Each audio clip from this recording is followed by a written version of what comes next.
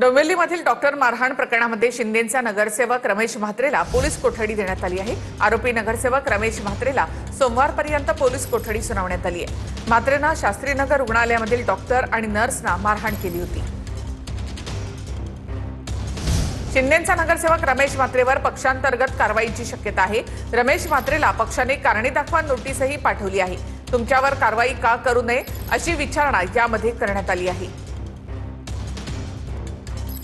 Pakistani gangster Shahzad भट्टीच्या संपर्कातील 150हून अधिक लोकांची चौकशी करण्यात आली आहे। मुंबईपासून ते अगदी मराठवाड्यापर्यंत 150 ठिकाणी धाडी टाकण्यात आल्या। पाकिस्तानी गँगस्टर शहजाद भट्टीच्या संपर्कातील लोकांची चौकशी करण्यात आली आहे।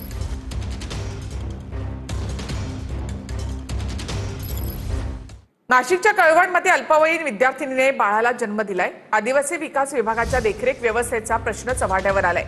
अल्पवयीन मुलाने अत्याचार केल्याचं समोर आले। या संदर्भात पोलिसात गुन्हा दाखल झालाय।